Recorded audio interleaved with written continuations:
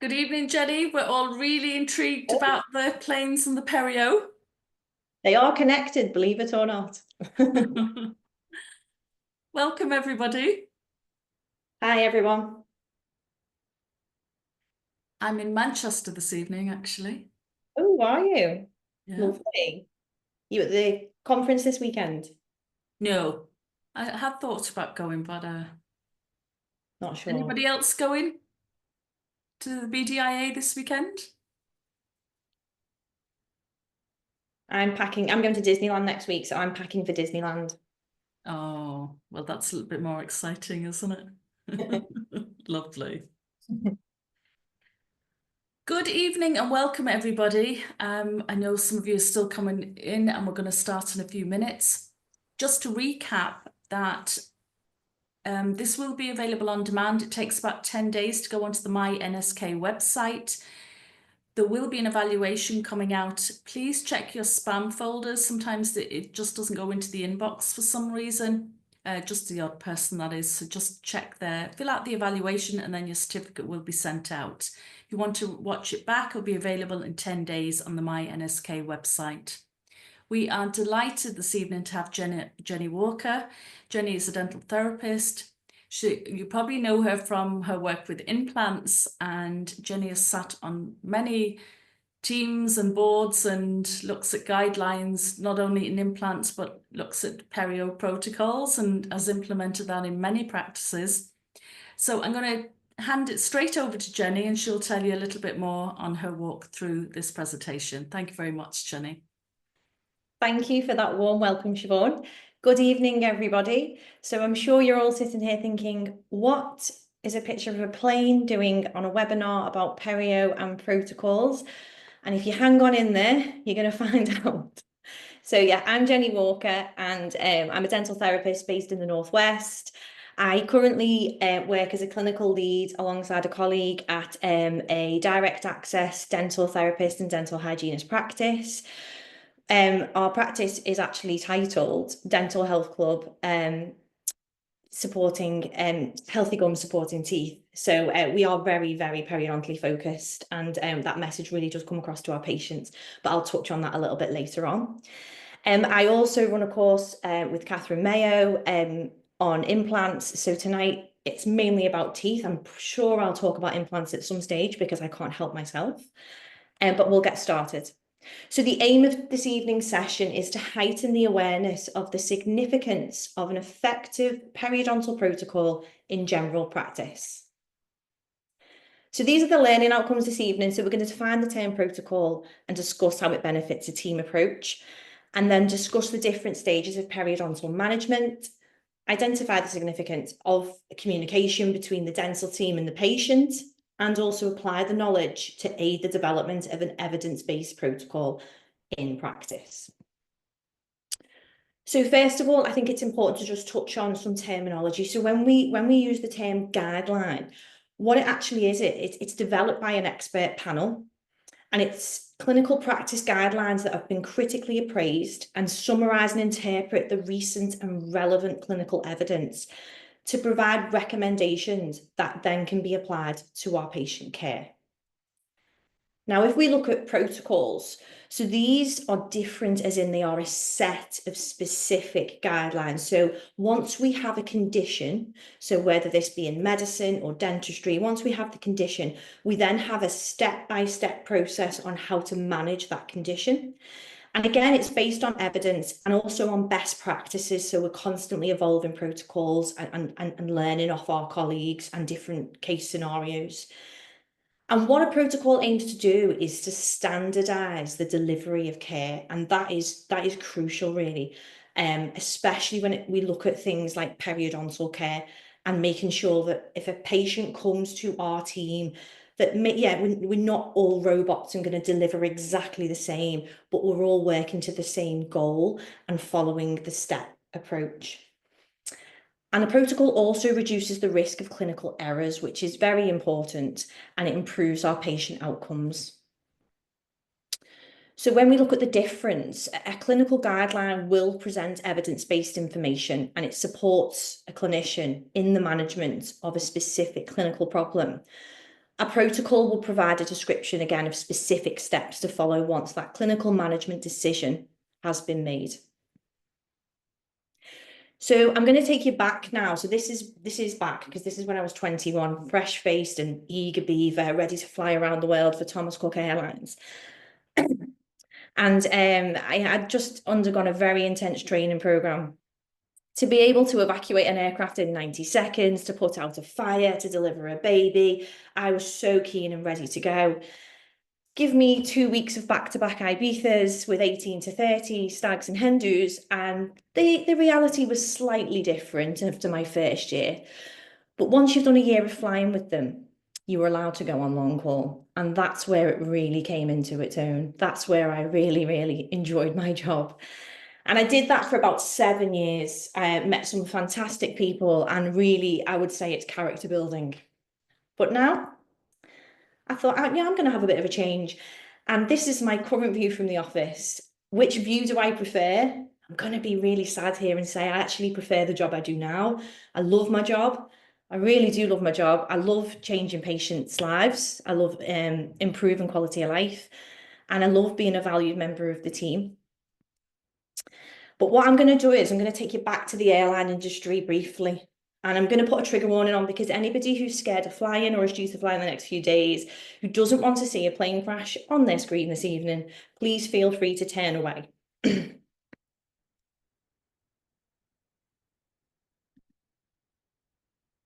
this,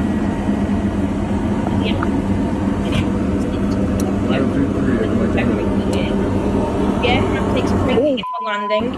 Oh, Inverts on the runway. oh, no. And lands upside down. Oh, that's... Smoke billows from the aircraft, and a fire has started. Sorry, you're saying this airplane is crashing? It would have been a very, very scary situation for everybody else. Oh my God. And anybody who's Oh my God. So this is how the plane sort of landed. It was upside down. How many people do you think got off this alive? Anyone who saw the accident in February might know this. Absolutely everybody survived that air crash. Why did everybody survive that air crash? Because that team had effective protocols that they worked to every single day. Amazing communication skills, fantastic communication skills between the flight deck and the cabin crew to the passengers, and teamwork. So the team relies on each other to know that we're all there for safety, and we work to one goal to get all our passengers off as quickly as possible and as safely as possible. So when you look at the aviation industry, it does actually draw many parallels to dentistry and medicine. 80% of accidents in aviation are actually human error, which is quite concerning, and it's why protocols are so important. You may have heard of things like the sterile cockpit rules. So this is where the flight deck, so that's the captain and the FO, aren't actually allowed to talk to each other about general chit-chat during takeoff and landing. They're not allowed on their phones, and the cabin crew is not allowed to contact them once they're on that runway and you hear that double ding. That aircraft is committed to a takeoff, and we are not allowed to contact them. And rules like that prevent major catastrophic accidents occurring, and they stick to those rules. They really do stick to them. They are very rigid. And it saves lives, reduces the risk of catastrophic events. The protocols act as a guide for actions to minimize human errors and enhance safety and improve performance, and standardizes the framework, promoting consistency across the industry.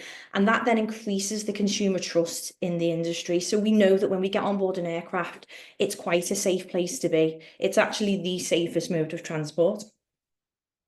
So let's get back to what we've come here for this evening, which is the protocols of periodontal management. So why would they benefit periodontal management? So reduces the onset and progression of periodontal disease. So if we look back at an airline, how an accident in an airline can be catastrophic. If we look at periodontal conditions and diseases, to a patient, losing multiple teeth and having this ongoing inflammatory response in their mouth can be catastrophic. And I do think as a profession, it's something we need to take very seriously. And what periodontal management can do is it can improve quality of life, increase patient engagement in not just their oral health, but in their general health, And it really does support the rest of the dental team in improving treatment outcomes for things like composite bonding, orthodontic treatment, implant treatment for sure. You know, implants cannot really be placed without excellent periodontal management going on in the background, as with orthodontics. So, you know, it's a very vital part of that system. And it also, for myself, and I'm sure many others, gives job satisfaction. You know, when you get that patient in your chair and they're in a disease situation, and we can actually get that patient to a health situation and we see how much it enhances their life, then it can be very rewarding and makes us a valued team member, knowing that we're contributing to a successful practice. It also reduces litigation. So if we think we're in a very litigious industry, and you know, you look at periodontal disease in particular, it accounts for, I think when I last looked at the figures, it was 40% of claims, implants close behind. It's massive. And we have to have protocols in place, not just to provide excellent patient care, but to protect ourselves as teams as well. And also to maintain reputation. So, you know, we want to work on teams where our friends and family recommend us, go to that team, they do it properly, they really look after you. And it's how we get our patients to be loyal to our practices for life, really, because they know they've received such an excellent level of care. So periodontal disease, a public health burden, and that's what it was stated by the World Health Organization. I'm sorry, my clicker's just messing around a little bit. So it's the 6th most prevalent condition in the world, and it's a major worldwide public health concern because of the effects it can have on function, eating, so your mastication, aesthetics, but general health as well. And unfortunately, 90% of the population have some form of periodontal inflammation. 50% of the population have some form of periodontitis, but 95% of cases can be managed in general practice. And I think that's a positive to take from that. Yes, we've got a very high prevalence of inflammation in the population, but we know that managed correctly, that this can be treated. But really, do we want it to get to the point where we're managing a disease? We want to work from a situation where we're preventing a disease. And I think that's where historically, especially with periodontal disease, dentistry hasn't performed as well as it could have. So if we look at developing a protocol to help put the right things in place, to risk assess our patients, to find the patients that need the extra support, and to really, as a team, help our cohort of patients be as healthy as they can. So things that we need to consider for our protocols is it really is a team effort. So we need everybody on board, and we need input from everybody because everybody's got their own experience, and people will challenge each other's evidence or cases that they bring to the table, you know, in a very constructive way, so we can all learn from each other. I've certainly learned from so many colleagues, and I work in an excellent team now where I still learn, you know, I still learn lots, and we learn from each other, and making sure that it's evidence-based as much as possible, because in dentistry we are fortunate that we've got so much evidence out there. So, you know, we're lucky that we can pull in so much research and really lean on that to make our protocols as robust as possible. And then we've got to make them practical. So we've got to think of the protocol as something that we can put in front of each clinician in that team or new clinicians that come in and make it practical and workable to what we have. And think about the setting that you are in. So who's in your team? Do you have a specialist periodontist in your team? Do you have a dentist with a special interest? Is your team placing lots of implants? Is your team placing lots of composite bonding, or you're in an orthodontic practice? And really think about how the protocol has to lend towards those other disciplines as well. And then think about the equipment that you have. And I think that is really important, because when we are developing protocols for the periodontal conditions, you know, one of the main things mentioned in the papers is the need for quality periodontal treatment. And for that to take place, we need appointment times to be sufficient, but we need the right equipment as well, and the right experience from our clinicians, the right skill set. So if we think about the equipment in practice, like tips for our ultrasonic kits, you know, have we got the right periodontal tips? Do we have the right inserts? If we're going to use air polishing equipment, do we have the right equipment that can treat tissues and can go subgingivally or submucosally if we're going to be using them around implants? So have a real think about the equipment, and if it's not there, what we need, putting a case forward to whoever's in charge of buying equipment as to why we need it to deliver the level of care we would like to deliver. So again, who's in your team and the scope of who is in your team. So just because somebody trained as a dental therapist or dental hygienist doesn't automatically mean that they are, say, radiograph qualified. Some may not be local anaesthetic qualified. It depends on when they qualified. So ascertaining what qualifications and what scope people have is really important. And it also means that we're not putting people in a position where they feel uncomfortable with certain treatments or they feel pressurized into delivering certain things. So it's a friendly way to make sure everyone on the team is happy delivering what we're setting out. And also think about competency. So just because we were trained on something in university, it doesn't mean that we can go out there and deliver it straight away. Or we may have been trained on something in a university and we've not done it for so long that we've actually de-skilled and need to be refreshed. So maybe think about mentoring, extra training courses and things like that to make the team as confident and give them the experience that they need.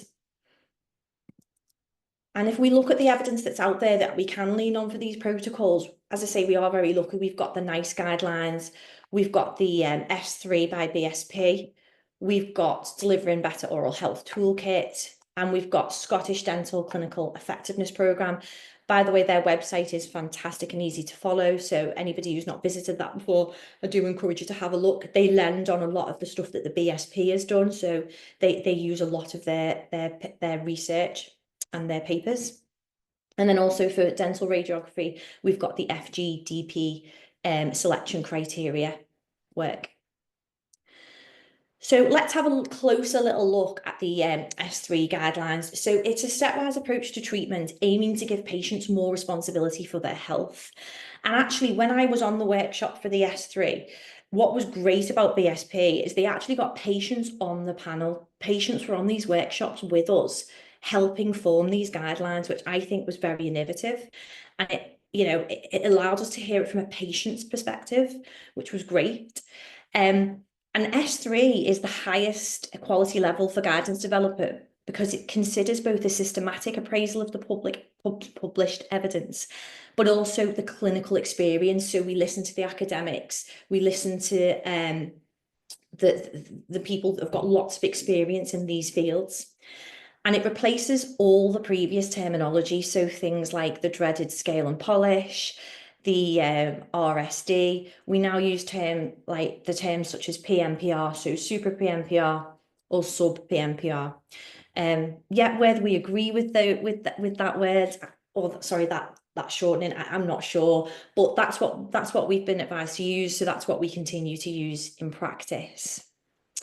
And if you are ever looking at the paper and you're looking for where to pull the right bits out, go to your PICO's questions, and they're at the end of the paper. And what they do is they answer the question by giving the advice, essentially. So are treatment outcomes of subgingival instrumentation better after use of hand-powered sonic ultrasonic instruments or a combination thereof? So the question is asked, and then the advice, the recommendation is given underneath, and you can see there. Now, the reason that you've got some in white and some in green is because the white was the EFP version, because the EFP delivered this initially, and then the BSP, which is the British Society of Periodontology, either adopted the recommendation or adapted it for the UK healthcare system, which is why there's a bit in green underneath. And you can see there the evidence is listed and the grade of recommendation. So we can see that is a grade A recommendation, both arrows up. So we know that that's a very strongly evidence-based recommendation. So I do encourage you to have a look at those PICOS questions when you're formulating protocols. And, you know, for other team members that haven't seen this, it's really useful for situations such as when a clinician might want to advise to use mouthwash, or a clinician might want to use, argue that split mouth is better than full mouth during debridement, things like that. They're really, really useful evidence paper. So if we look, we've got the flow charts from BSP, which are really helpful. These are a great guideline to support what we do in clinic. And I personally and my teams that I work within use these every day. And they're great for showing the patient, you know, how to take responsibility for their oral health, but it's also a great communication tool between the team, so we know which stage of treatment we're up to. You know, if a clinician had to take on another clinician's diary, they can very easily see where that patient is up to, because we actually do describe our treatment by the steps in our notes, so our colleagues know where we're up to, and our reception team as well, they're familiar with it too. So if we look at the stages of periodontal management, diagnosis and assessment, patient engagement, then our treatment, and then our supportive care. We want to start with consent, which is very important. So we want to get consent for the assessment and treatment, but keep regaining consent throughout the treatment plan. And if that treatment plan does change, we need to add an additional visit, we need to change it somehow, we regain that consent, and we get estimates for treatment, and we try and get these signed at each opportunity, so the patient has full transparency about the cost of treatment and what it entails. And also we need to discuss the risks and benefits of the treatment and each treatment option that we do give to the patient, and remembering to give all options, including no treatment at all. And if we are given the option of no treatment at all, we say to the patient the consequences of not having the treatment, that the disease is likely to progress, and unfortunately this will likely lead to tooth loss. So the patient is fully aware of what it means to decline that treatment. And this is a statement from DDU that was made in September 2022. So you should make sure the patient understands the treatment, what is involved in carrying it out, and any risks associated with it, and that they need to understand the alternative treatment options, including that option of no treatment, along with the risks and benefits. So I actually have a template of my treatment options, which I do actually change for each patient depending on what's in front of me. But as part of my template, there is a no treatment option with the consequences that will be discussed with the patient. So if we look at things like medical history, this can help us identify risk factors for perio. And I think that's where we really it needs to start. We need to be identifying risk factors early on and placing these patients in, you know, an oral health optimization program, so they're not these patients that then go on to progress to have disease. Risk factors for perio, as we know, so we've got diabetes, some medications that could cause gingival overgrowth, pregnancy, family history, and smoking and vaping are some of the common ones that we know. And some things that we need to consider prior to treatment. So this is important in our protocol for patient safety. Things like allergies, blood thinners, any recent surgeries, chemotherapy, any heart problems that the patient may be having. You know, do they have prosthetic valves? Are they under a cardiologist? Do we need to be asking them? I had a patient come to me last week that needs antibiotic cover, and it has been stated by the cardiologist because I've liaised with them. So again, it's just taking the extra steps to get a whole picture before we start proceeding with treatment. And the reason I've put COPD in there is because if we were going to use things like air polishers, again, we need to be fully aware of respiratory conditions for the patients. So we look at our diagnosis and assessment in our protocols. What do we need the team doing? What processes do we need to do to make sure we can get, you know, a diagnosis and be able to then treatment plan according to that diagnosis? So each patient would have a BPE, and we know that's a screening tool. It's going to tell us what further investigations we then need to do. Our team take photographs so we can get you know, a baseline of where the treatment has started. We can show the patient, and it also acts as a record as well, in the file. So, you know, when you see things in the mouth, such as, say, lesions, or you see things, I mean, I'm a direct access clinic, so if a patient comes to me, I had a patient 2 weeks ago who turned up with a fractured implant bridge. You know, this is thousands of pounds worth of work. Part of our protocol is we take a picture of that prior to treatment, because then we've got something on file that says where that started. So that patient can't come back later on that day and say, oh, you fractured my implant bridge. You know, situations like that, we're trying to cover ourselves and be as robust as possible. Things like bleeding scores and plaque scores, you know, how often are we doing those? We do bleeding scores on every patient and plaque scores as we need to. So for smokers, for patients that aren't responding to bleeding score targets, to patients that need that extra boost, extra bit of education. I actually do disclose most of my patients anyway, because I think it's a really useful tool for me when I'm doing any treatment, but it's also good for when I do intraoral demonstrations for the patient. 6-point pocket chart, when are we going to be taking them? So I know that in our practice, we don't take them until the inflammation has come down. And it's just important that the whole team knows that, because you know, you hear a lot of it where the dentist says to the clinician, you know, oh, I've sent a patient over to you, you've not done any 6-point pocket charts, but it's the first time you've seen the patient and they've attended with lots of inflammation. So we know as a team, well, actually, we're waiting for that inflammation to come down to get true measurements. I think it's important the whole team knows that approach, so that they don't then wonder why you're just not doing it. Oral hygiene status, that's really important. So we know where the patient's at, and we know if the patient relapses, we've got that recorded in the notes, so it's easy to monitor. And then radiographs to determine bone support. So we know we can't really make a diagnosis of periodontitis for the new classification system without staging and grading. So for that, we would need radiographs. Oral hygiene status, if we keep it very yes and no, because it can be very subjective to say things like fair. If I was a patient and I went to a practice and they told me my oral hygiene was fair, I probably wouldn't feel much urgency to do something about it.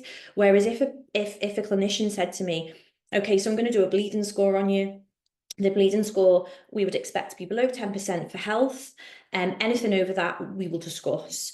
And then when you do a bleeding score, say it's 40%, the patient knows there's a problem already. And that is a talking point then for that appointment, that they, you know, you've told them where we would expect it to be, and we've performed their bleeding score and that's where they are. And then we tell them where they need to be. But I think using terms such as suboptimal, optimal, adequate, not adequate is helpful in notes, and it's helpful to discuss with the patient. And you know, we're not trying to tell them off. We know that sometimes they can make a joke and say they feel like they're in school.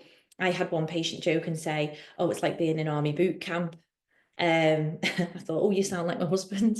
But yeah, so it's important that we don't really come across as, you know, patronizing to the patients, but we need to give them the information so they can do something about it and empower them, essentially. So patient engagement. So we want to tell them their diagnosis. We're not trying to scare them. We just want to tell them what they present with so they can do something about it and they know what's going on within their body.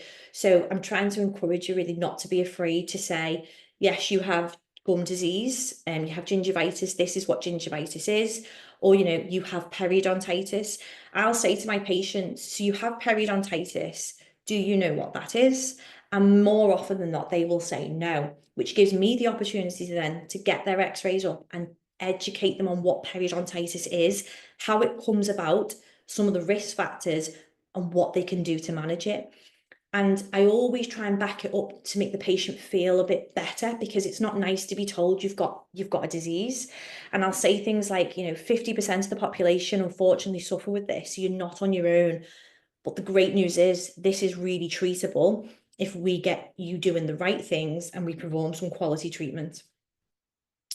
So think about what makes the patient tick. So if I say to one patient maybe, oh, you know, you're going to end up with lots of recession, your teeth might move, you know, and show them pictures of what periodontitis can look like in the future, that might really switch them on very quickly. Some patients might think, oh, well, that might not entice them into, engaging. Whereas some patients, things like function, speech, mastication, elderly patients especially, they don't understand that dentures are actually, nowhere near a replacement of a tooth. Educating them on where it could end up. Again, we're not scaring them, we're just giving them the information. And remember, behavior change isn't instant, and we can get those patients that it takes months and months and months. Rome wasn't built in a day, should we say. I had a patient at one of my practices in Liverpool, and he saw me for probably 2 years, and every time he came in, he would not engage. He saw all the clinicians, he didn't engage. I went off on maternity, I came back from maternity, and the patient had engaged. And I thought, oh, okay, well, I've dropped the ball somewhere because I couldn't engage him. And he'd actually had a major heart attack while I'd been off, and the cardiologist had reinforced the need for oral hygiene. And lo and behold, the heart attack is what changed his behaviour. So some patients, it has to get to the ultimate catastrophic incident for them to realise what's going on. And obviously, we don't want it to get there. And really utilise your bleeding and plaque scores, because they are so useful in starting conversations with patients, setting targets, giving a patient somewhere they need to be at. So saying to a patient, okay, so you're bleeding today, which tells me, how much inflammation is along your gum line, how much bacteria is under your gums, is about 40% today.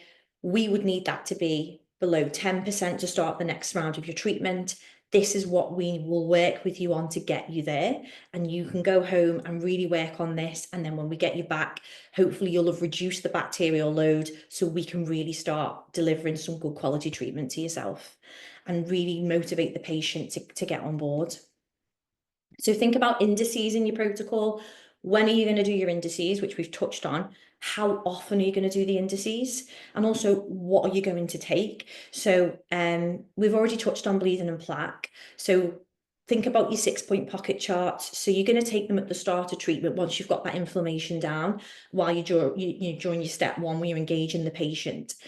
But then you're going to be taking bleeding on probing. So we need that base of probing bleeding on the chart to be able to ascertain how widespread the disease is, and also to see where the activity is, because if we've got a pocket of 4, but it's not bleeding, would we still assume that disease is active?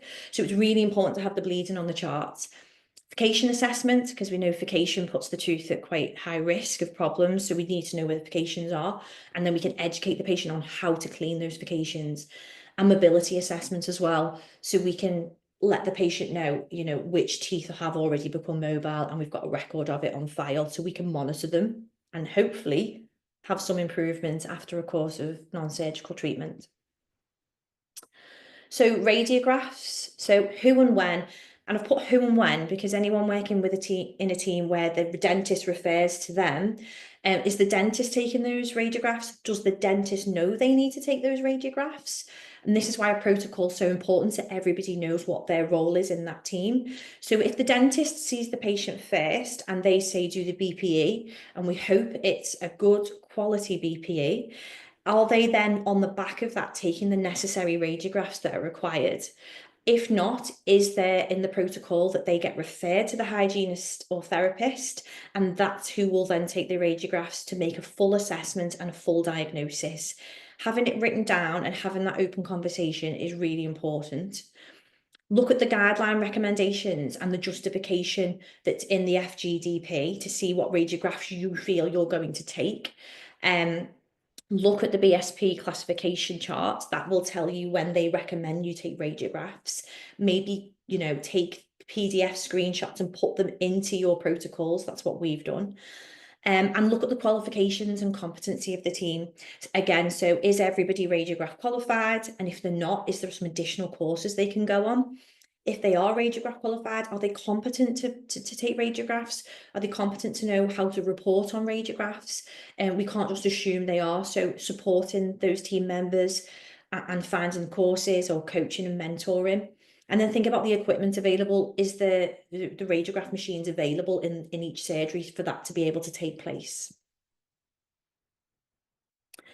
So systemic health, we know there's a lot on this at the moment. It's quite a hot topic, should we say. And, you know, different team members may give out different advice, but it's really important to stay by the evidence with this one, because there's a lot of, there may be some scaremongering out there in the press with this. So I think we have to be quite mindful that we don't want to scare our patients. So it's important that we make them aware of the potential associations between periodontal disease and systemic diseases, but we should be careful in implying that one causes the other if the evidence isn't conclusive yet, with the exception of things like stress and diabetes, where we've got conclusive evidence. It's important to be aware of the difference between an association and a causation of disease. So we know that, say, Alzheimer's has many associations because it's an inflammatory condition.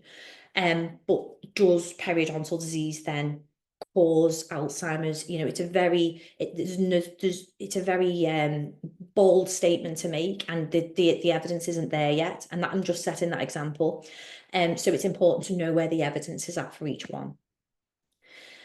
Things like smoking, we know smoking is one of the most common risk factors for periodontal disease, and it's really important to know the smoking status of the patient and educate the patient on the risk of smoking, the links to onset and progression. So the patients that are smoking that haven't, you know, developed periodontal disease, we get them there, we tell them the risk, we start them on an oral optimization program to stop them progressing.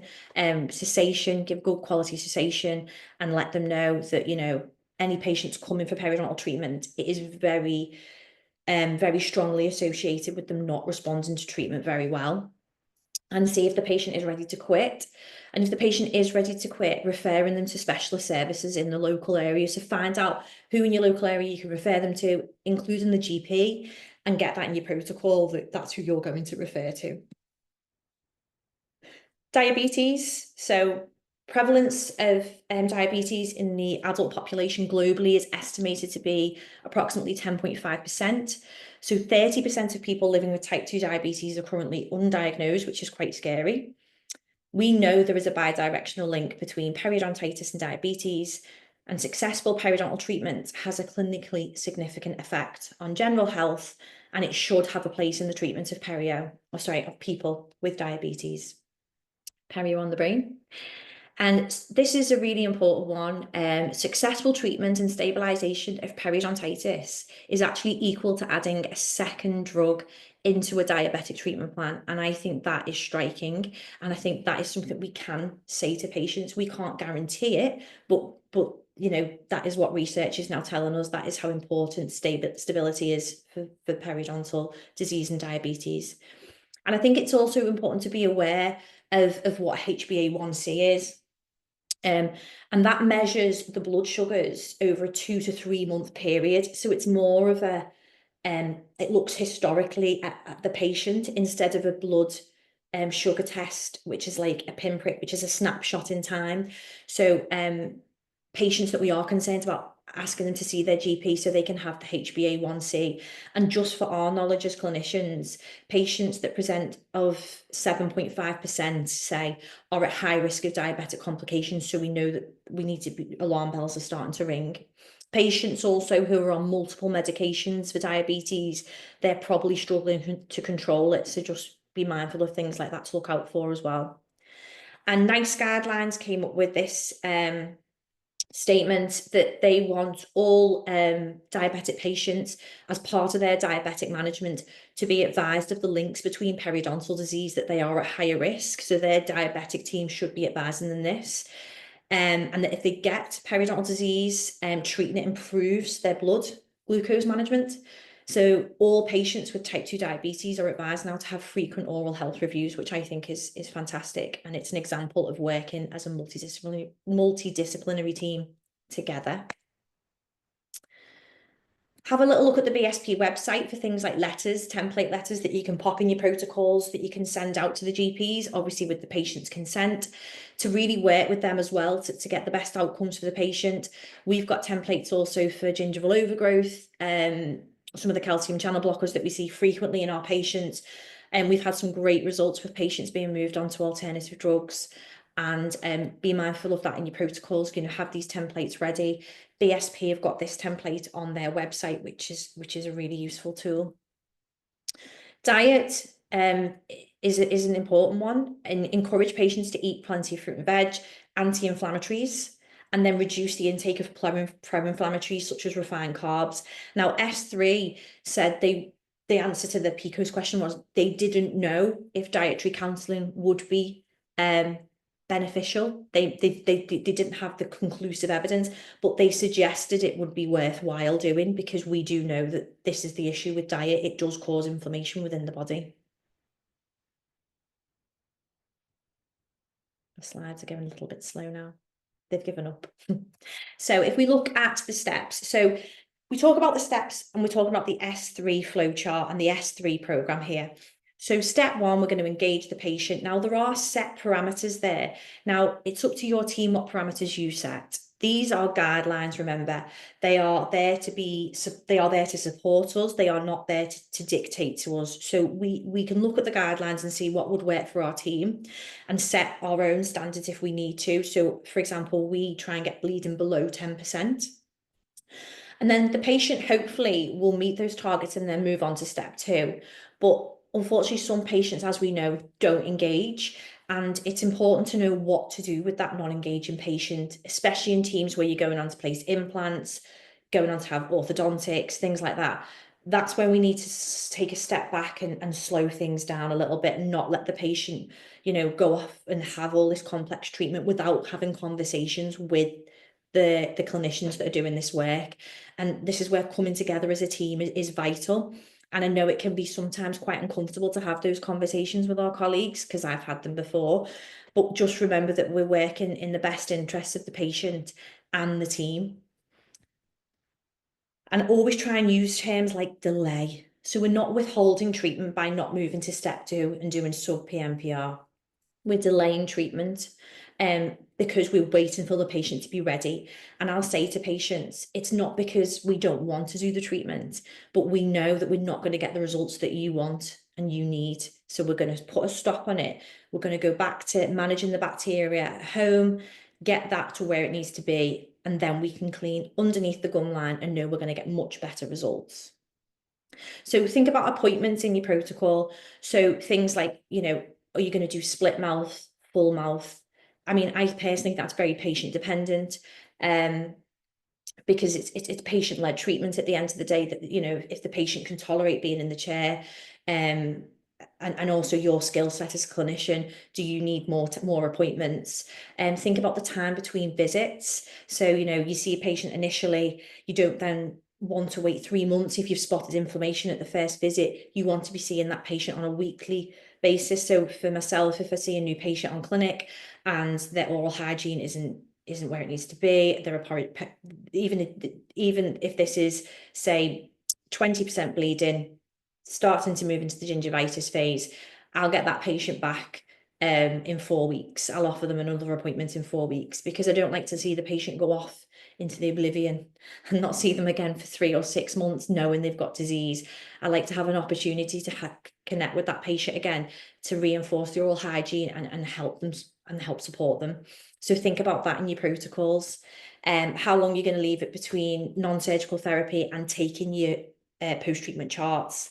Length of appointments. Have you got the right length of appointments available to you to be able to deliver quality treatment? If not, think about making some appointment times that be more suitable and setting the charges that make that workable for the practice, because, these are businesses at the end of the day, and we have to make sure that, we are working as a business as well.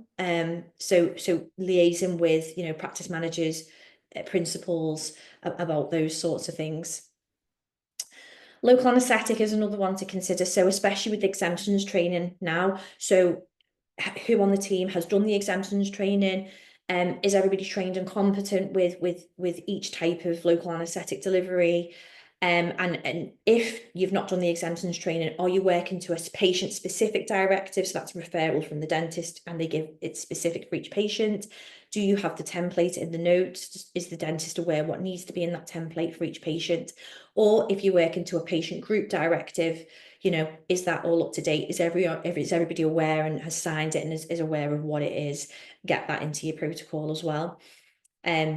But again, you know, it's exciting times, you know, that the exemptions have come through. I know a lot of people have worked very hard to get that for us.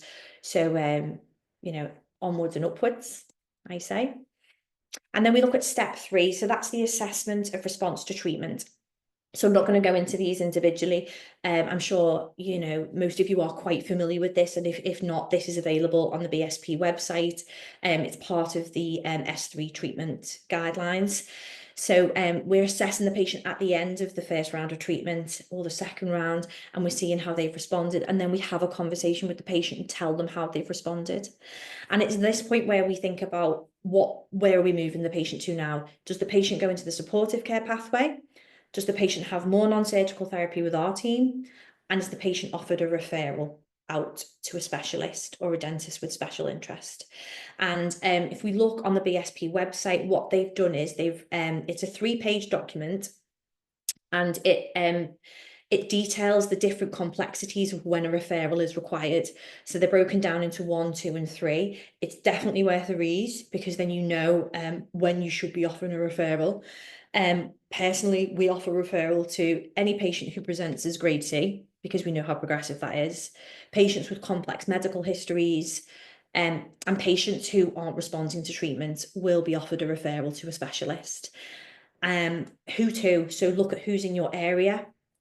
Reach out to the specialist in your area or the local hospital, dental hospital, sorry, and see what their requirements are for referral. I know that if I refer into Liverpool, they've got a set criteria that we have to meet. So, you know, get those into your protocol so they're really easy to pick up and see where we need to be at. And then it's also good for the patient to know as well. So patients who are waiting to be referred, say, into the hospital setting but aren't engaging, it's important to tell them, well, actually, this is the criteria. So, you know, for us to be able to make that referral and to get a successful referral, this is where you need to be. Maybe find out privately how much the charge is for an assessment at your nearest specialist practice, so you can give a patient an idea of how much the first assessment is going to cost them. And any discussions you have with the patient, document them in the notes, including if the patient declines the referral as well, and why they may have declined it, just so it's all there documented. If the patient doesn't engage and declines treatment, so BSP have got this on their website. So palliative care, it's now called. So these patients can be entered into a palliative care program for their periodontal disease. But step 1 is repeated regularly. So we are still trying to engage those patients. We don't write the patient off. We keep trying to change their behavior and think about the approach we're taking. Do we need to put that patient with another clinician? That's the protocol in our practice. The patient will be moved on. Do we need to delay rehabilitation until engagement and stabilization? So documenting the notes why we've delayed, say if the patient was going to go on and have implant work, why we've delayed it. So then we look at long-term supportive care. So supportive periodontal care should be encouraged strongly to all patients. And it's a conversation to have at the start of treatment, that once the patient has reached a level where they're stable, that they would then be recommended to go on to a supportive care program. So they know that this is a condition that needs managing for life. Several long-term studies show that it's crucial to long-term stability. It allows oral hygiene to be reviewed, reinforced, targeted, and allows the monitoring disease status with repeated PMPR. And it's based on a recall on the risk assessment of the patient. So bit back to the cabin crew situation here. So this is a little bit about communication and value in your team. So picture you get on an aircraft and you know the drinks trolley is going to come around soon. It's the best bit of the flight, really, let's be honest. But you get on board, you sit down, the captain comes on the PA and says, okay, ladies and gentlemen, the crew will be around with drinks and snacks soon, you know, buckle up, off we go. If the captain changes that announcement and says, okay, ladies and gentlemen, welcome on board. I'd like you to put your phones down. I'd like you to pay attention to my crew members. They're here for your safety. They're going to give you a very important safety demonstration. I need you to pay attention. You're going to listen, and you're going to listen a lot more. You're going to look at that crew member a lot more for their skill set and health and safety. And it's very similar in dentistry. Like when a patient comes to see, say, a dentist and they have an initial assessment, if the dentist says, Yeah, you've got a little bit of bleeding, go and see the hygienist or therapist. They'll do you a scale and polish. It just, the value is lost straight away. If that dentist changes that conversation and says, okay, you do have some gum disease present, I would like you to go and have a periodontal assessment with the therapist or hygienist, and then they will manage your treatment and answer any questions that you have.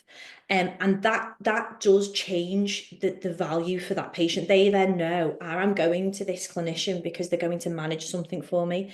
I'm going to have an assessment to find out what's going on, and they're going to manage it. And it just changes the value of the appointment.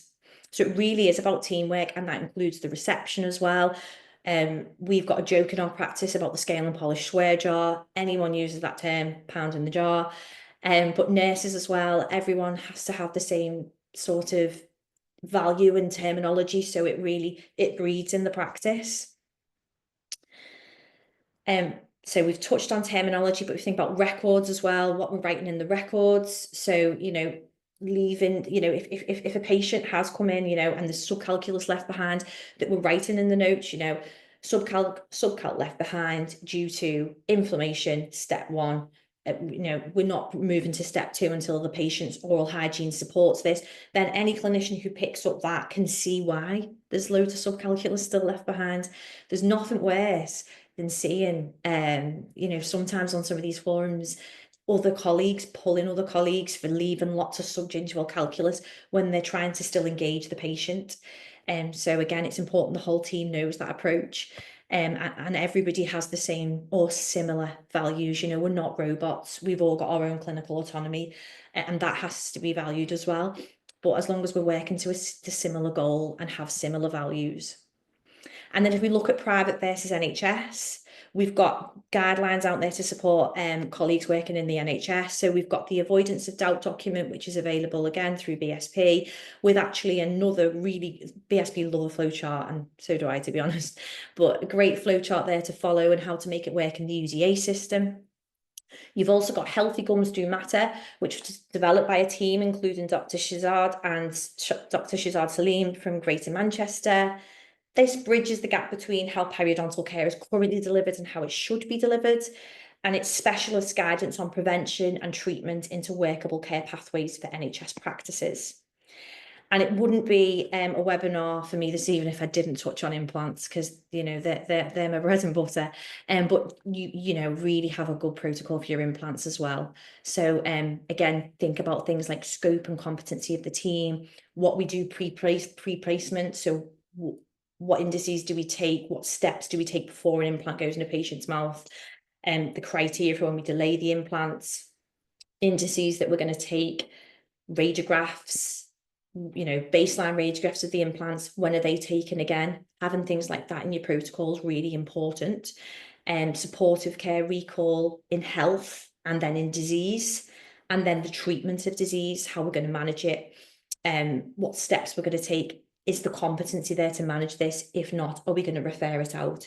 Because I think gone are the days where, patients would go to their general practice and the practitioner would just skip past the implants and be like, oh no, that's nothing to do with me. Unfortunately, patients come for an exam. It's a full exam of the mouth, and we have to be trained to be able to be, if we're going to do an exam, or a patient's going to come and see us directly, we have to have the knowledge to know when something's not right, to refer it on and put that patient in front of somebody who can help them. So knowing when to refer. And then again, look at your PICO's questions if you're going to develop the protocols for the implants, because they've got a great S3 paper as well. So there's only 2 fields in dentistry that have S3, and that is perio and implants.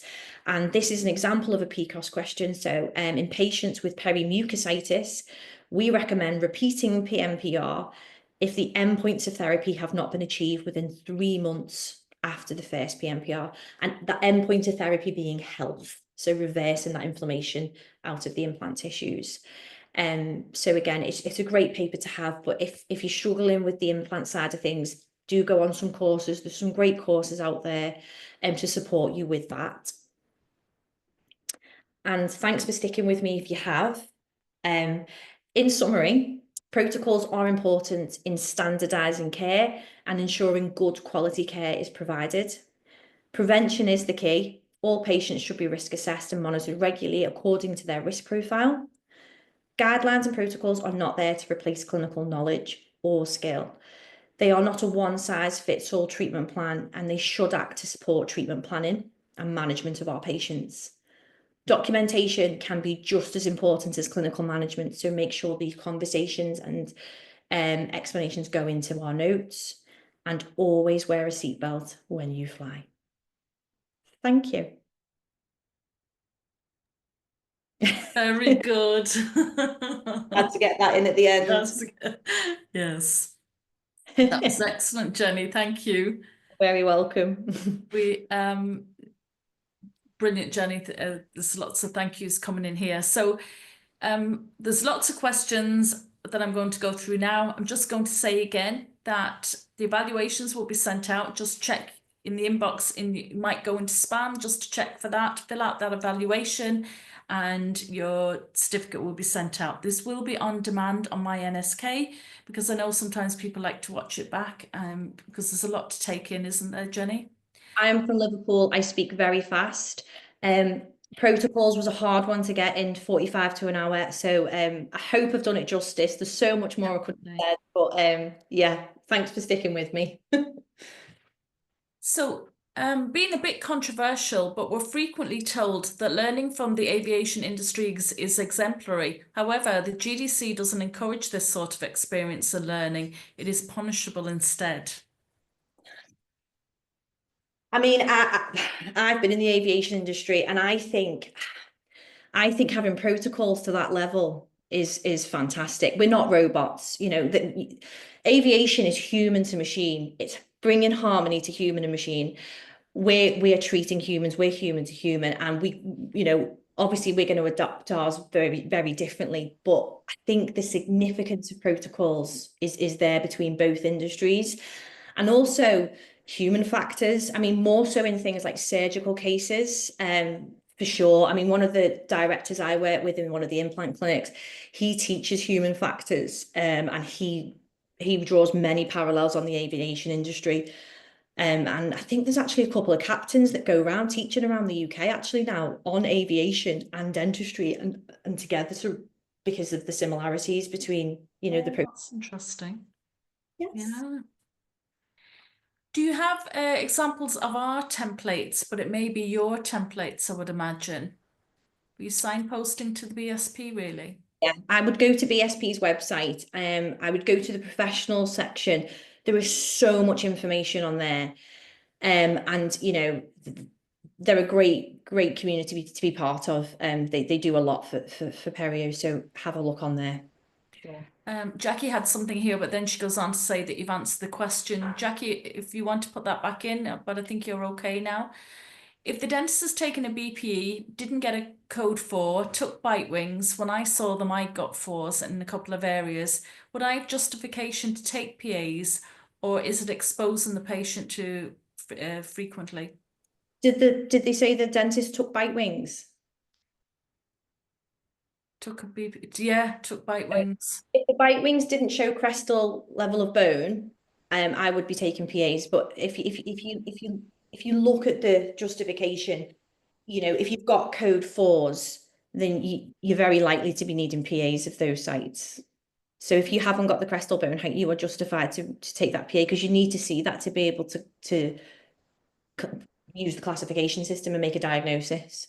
Yeah. So, but that's why a protocol is important, to have that conversation with that dentist so they know why you're then following up with PAs. They might actually thank you for doing it because they should be taking them, really.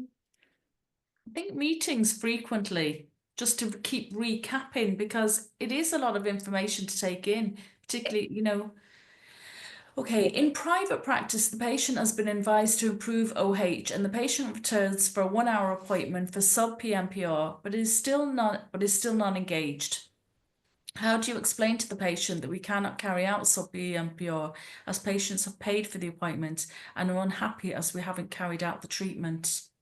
And I come across this, and I work on a percentage, so it impacts me as well. But I will say to my patients, so I will change the visit to back to step 1. I will reduce the fee of the visit. I will do that. And it does impact me as well. But I know it's the best thing for the patient. And I will say maybe instead of an hour, I'll do a 45 minutes on just purely education, oral hygiene, and then I'll do some form of biofilm disruption at the end. So the patient does feel like they've had some treatment, and just really reinforcing because we know that the treatment's not going to work if we start jumping in too early. And we tell the patient that, I'll even say, you're wasting money, and, it's quite destructive to the tissues if we jump in now. So it sort of wins them over. Has that answered that? Yeah. Yeah.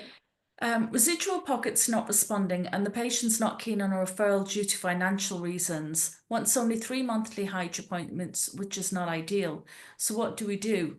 Do we do palliative or carry out sub-PMPR in 30-minute spot, which is difficult due to the time available?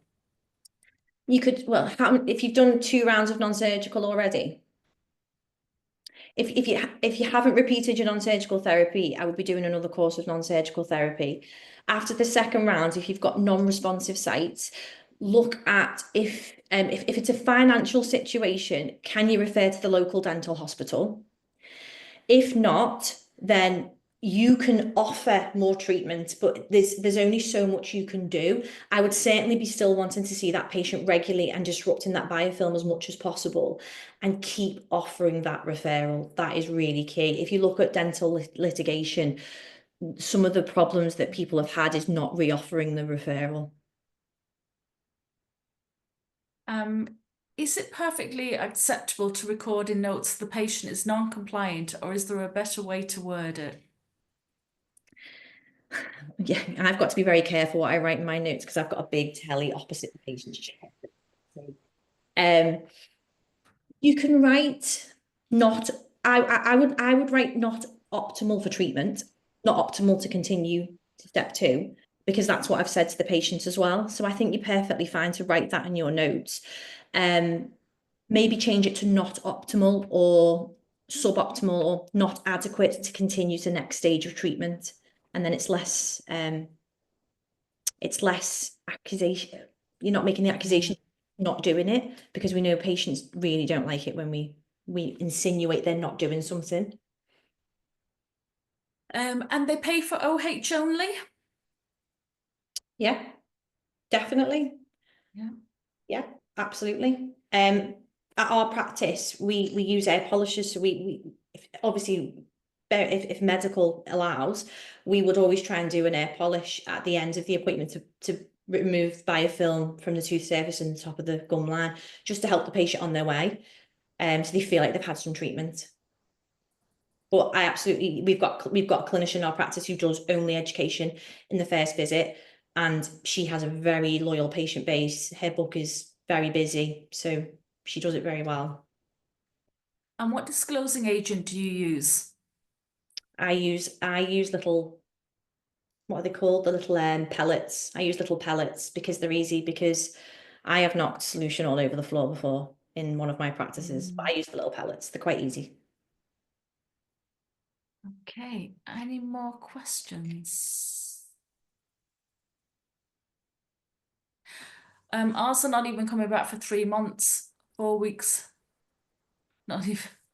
What did this? That means?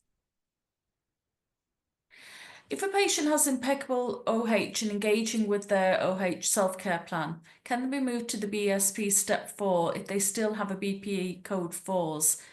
They have had repeated targeted PMPR for residual pockets. Would this be a referral case? When you say BPE 4s, does that, when you say it's more about the pocket, the individual pockets, what they're coming back as? Is there any bleeding at the base of the pockets? And showing the patient and saying to the patient, okay, so is this a patient that doesn't want to be referred on? And telling them the consequences, say we've done all we can for you from our point of view. If you don't go and see a specialist, we can't say that you may not lose teeth.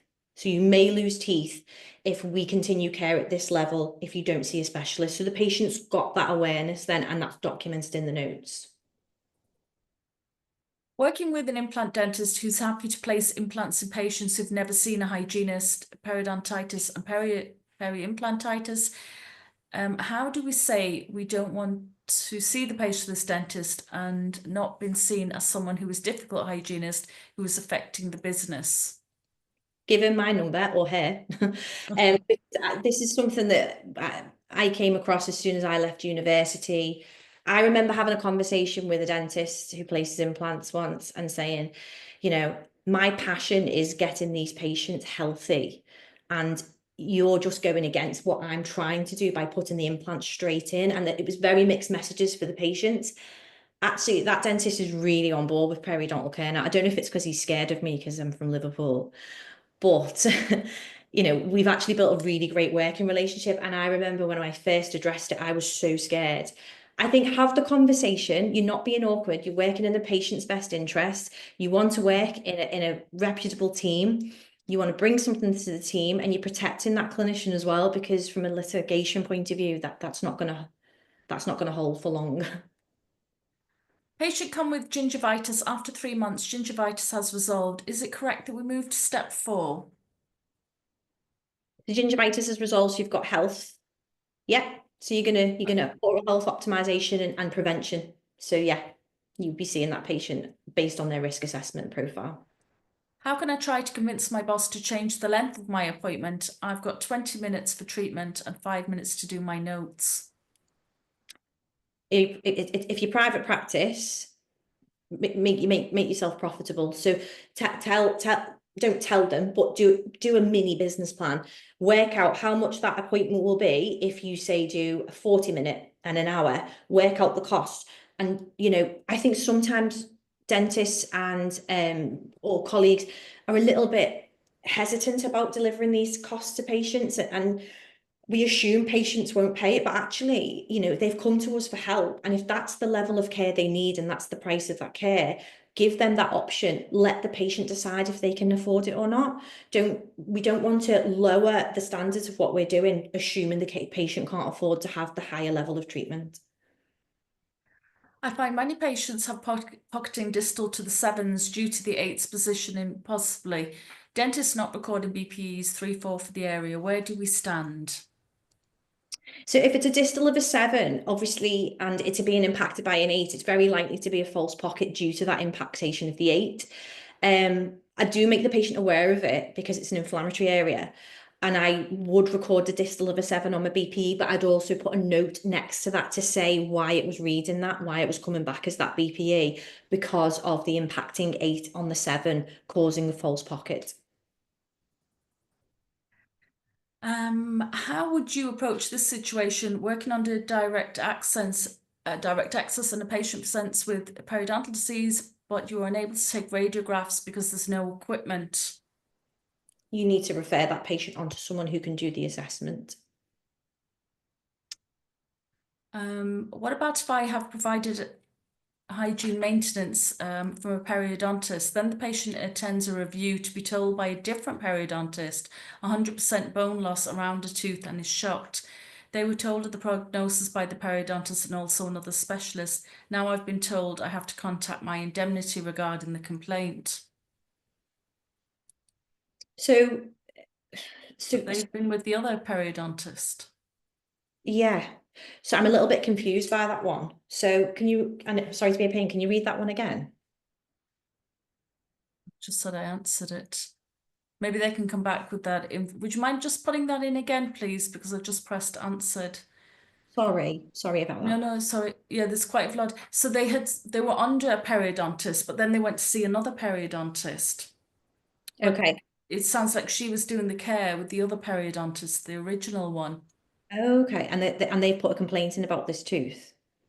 Yeah, because they went to see a different periodontist. I mean, obviously it's with your indemnity, isn't it? Yeah. Yeah, and that's what your indemnity's for. That's what you pay your indemnity for.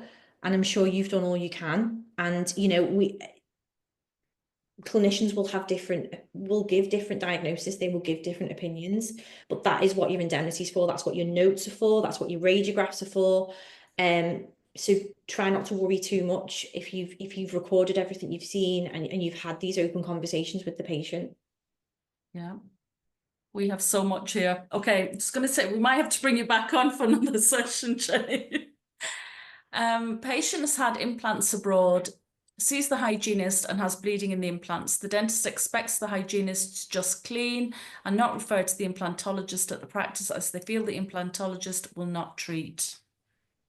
Okay, so this is think about the patient. Has that patient been given all referral treatment options?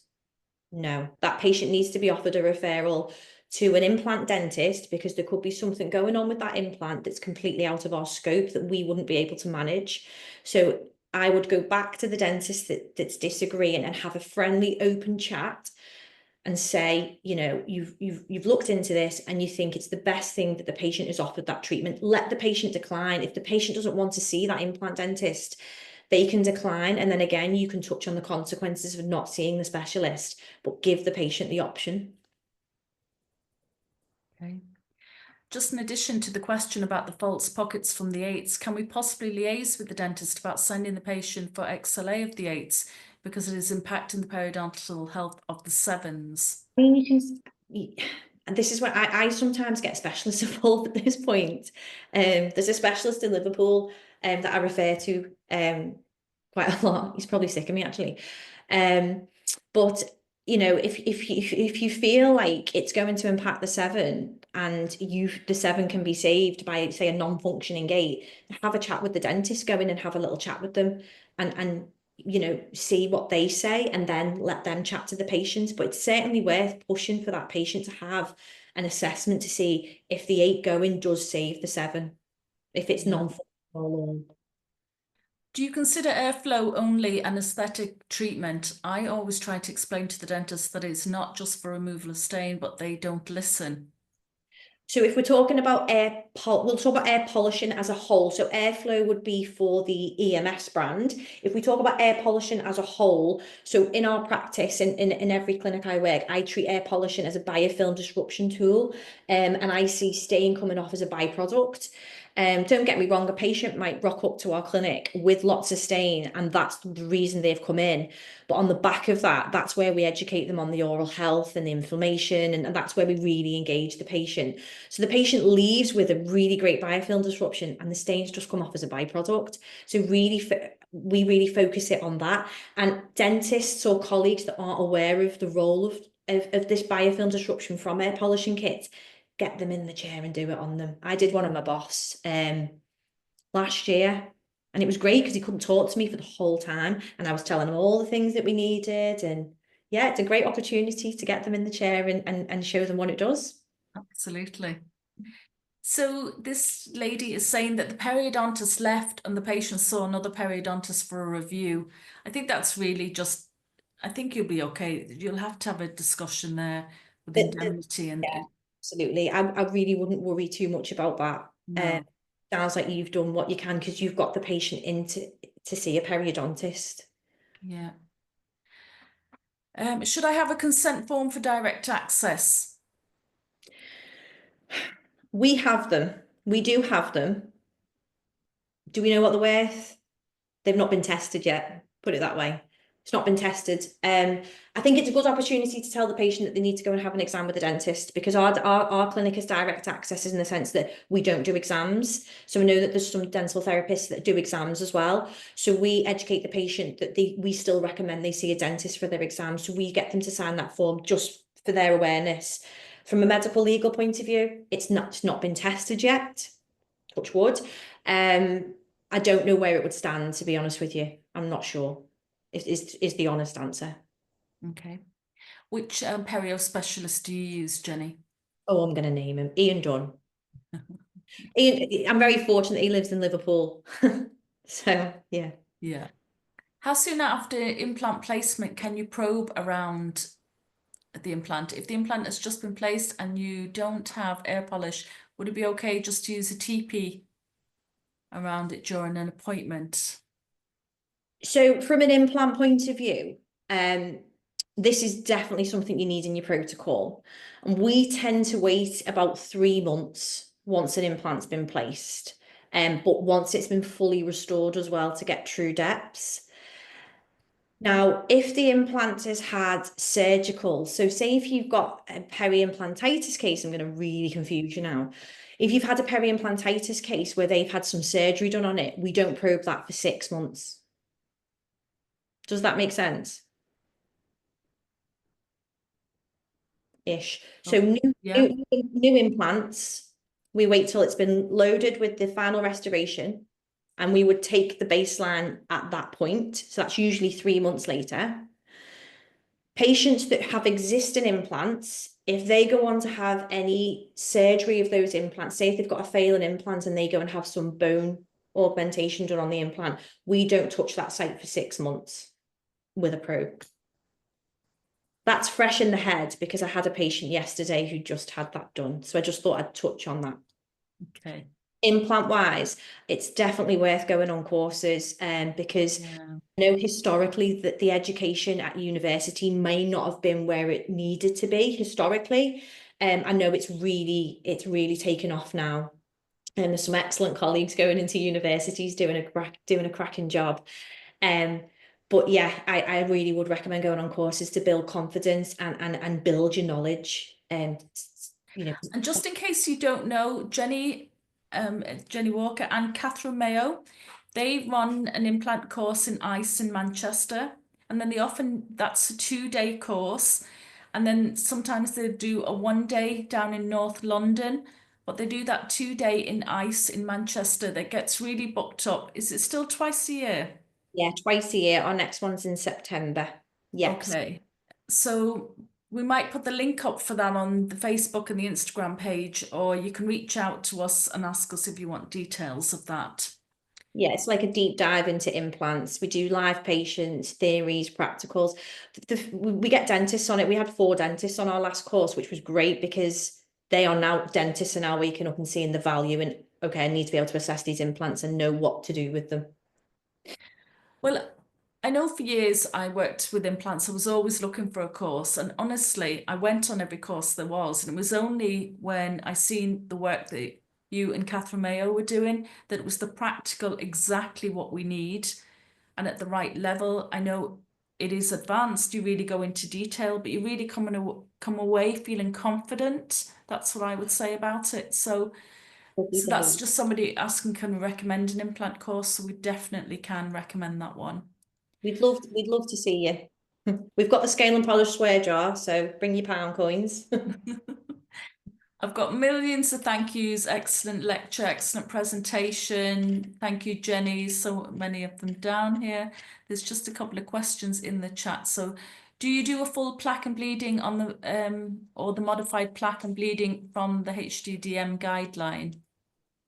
I do full bleeding, full plaque scores. If I'm gonna do, so I do a full bleeding score, and if I'm gonna do a plaque score, it's full. I don't do the modified. And do 4-point.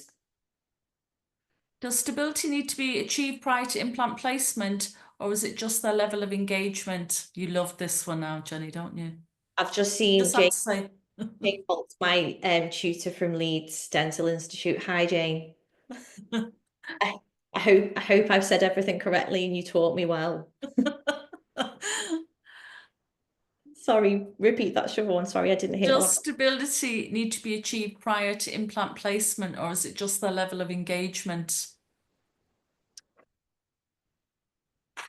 Yeah, you do need to have a stable patient, but just remember that this is a 2-day course conversation because yes, you do need to have a stable patient, but you can start your periodontal therapy. It depends how severe the patient is, how engaged the patient is, what risk factors the patient presents with. It's a very case by case basis, but I would be saying patients need to be stable before implants go in. Right. A patient is sent to me from the dentist for periodontal treatment, which has never had hygiene. Would you change to step 1 before step 2, even if the patient was booked in for step 2? Yeah, because my boss always books patients in for step 2. And I always have to say, whoa, go back to step 1, because that's how we get results. We need to engage the patient. So yes, absolutely. Catherine's saying, I am doing an implant assessment in a few weeks. I won't have anything to say. Haha. Is that Catherine? Catherine, can you come on, Come please? on, Catherine. I'll let her, I was going to say allow her to talk. Okay, I'm just gonna, so an unstable perio, localized deep pockets, 6 millimeters, but no BP or BOP, OH fair. Can we set a recall 6 months or must it be 3 months? I would do 3 months if it's 6 millimeters. We know it's not bleeding, so that's a good sign. And we know that sometimes pockets that can sit about 5 or 6, it can take a bit longer for them to respond. And the fact that it's not bleeding could indicate it's starting to stabilize. But we know that at 6 millimeter depth, periodontal pathogens are likely to, it's very conducive for those. So I would be wanting to see that patient in 3 months for biofilm disruption. Okay.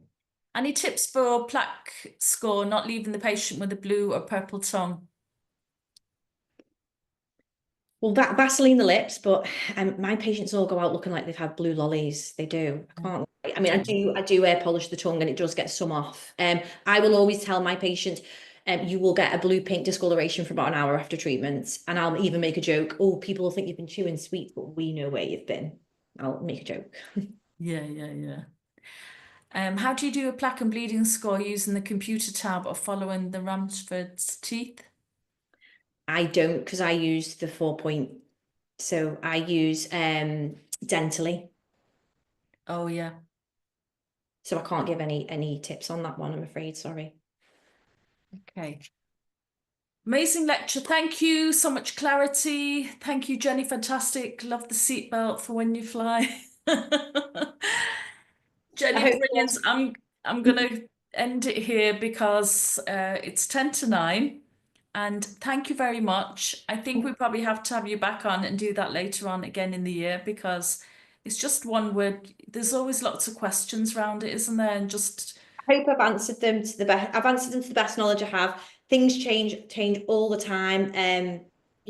Stay motivated, keep banging that drum, have the awkward conversations. You never know what'll come of them. oh, Catherine is saying Ikigai implant assessment webinar in a few weeks. Sorry, Catherine, I didn't quite get what you were saying there. Yes, Catherine is doing implant assessment in a few weeks. So Exactly.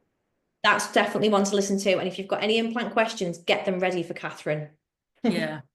So that'll be a really good one. We've got quite a lot of really good webinars coming up. So that's Catherine's. We've got composite maintenance. What else have we got? We've got lots. Look out for the Facebook page, the Instagram. We'll keep reminding you here of what's coming up. We'll definitely have Jenny back maybe in the autumn with this because I think this is a really popular one. Thank you very much, Jenny. That was really fantastic. Thank you very much, everybody. And yeah, we'll see you soon. Take care of yourself. Bye now. See you later. Bye.